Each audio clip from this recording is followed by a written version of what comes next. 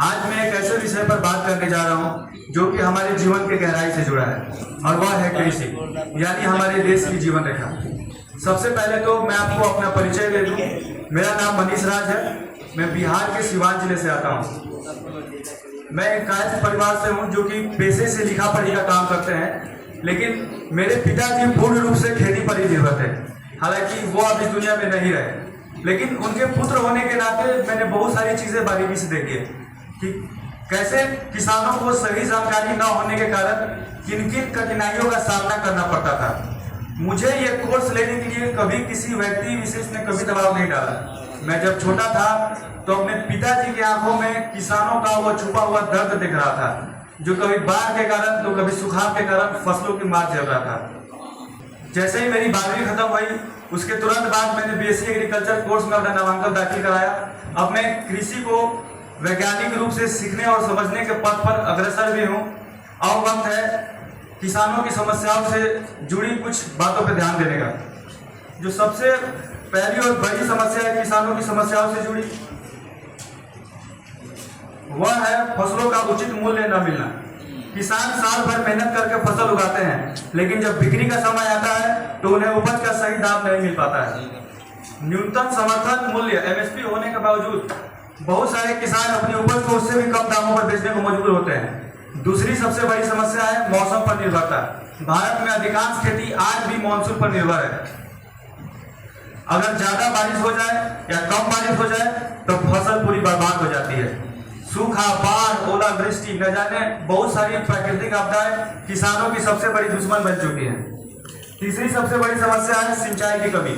कई गांवों में सिंचाई की पर्याप्त व्यवस्था नहीं है। नहरें, ट्यूबवेल या आधुनिक सिंचाई तकनीकें हर जगह उपलब्ध नहीं है। हालांकि पंजाब में नहरों का जाल काफी हद तक ठीक है और यहाँ से अन्य प्रदेश को भी सीखना चाहिए कि कैसे नहरों का जाल बिछाकर सिंचाई की कमी दूर की जा सके।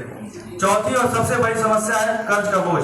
किसान अक्सर खेती के लिए बीज, खाद, कीटनाशक या उपकरण खरीदने के लिए कर्ज लेते हैं। फसल खराब होने या दाम न मिलने की स्थिति में यह कर्ज धीरे धीरे बोझ बन जाता है, जिससे किसानों को मानसिक तनाव का सामना भी करना पड़ता है।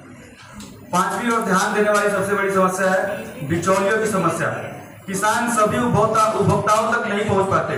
बीच में दलाल अधिक मुनाफा ले लेते हैं, जबकि असली मेहनत किसान को बहुत कम हिस्सा मिल पाता है। छठवीं और आखिरी सबसे बड़ी समस्या है तकनीकी ज्ञान और संसाधनों की कमी। तकनीकी ज्ञान और संसाधनों की कमी, आधुनिक खेती के उपकरण, वैज्ञानिक सलाह और नई तकनीक की जानकारी बहुत कम किसानों तक पहुंचती है, जिससे फसलों की उत्पादन में कमी का सामना करना पड़ता है।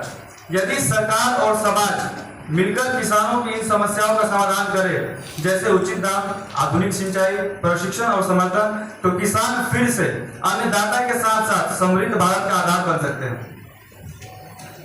आज भारत को जिस शक्ति की सबसे ज्यादा आवश्यकता है वह है युवा शक्ति और कृषि शक्ति का मिलन। जब देश के नौजवान खेती और इनोवेशन को अपनाएंगे, तभी भारत वास्तव में आत्मनिर्भर भी बन सकेगा। हमारे पूर्वजों ने धरती को मां कहा है, क्योंकि वही हमें अन्न देती है। लेकिन आज के समय में खेती को पुराना या कम लाभदायक पेशा समझकर बहुत से युवा इससे दूर हो रहे हैं। हमें इस सोच को बदलना होगा। आधुनिक तकनीक, वैज्ञानिक तरीकों और नई सोच के साथ यदि युवा खेती में उतरे तो कृषि एक लाभदायक उद्योग बन सकती है। आज ड्रोन और सौर ऊर्जा, ऑर्गेनिक खेती और डिजिटल मार्केटिंग जैसे संसाधनों से खेती को नई दिशा दी जा सकती है।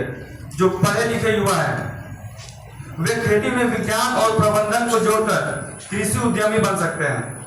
इसीलिए हे भारत के युवाओं, खेती से जुड़ो, मिट्टी से जुड़ो और अपनी मातृभूमि के विकास में भागीदार बनो। जब युवा खेती को अपनाएगा तभी किसान का जीवन भी खुशहाल होगा और भारत भी विश्व गुरु के रूप में आगे बढ़ेगा।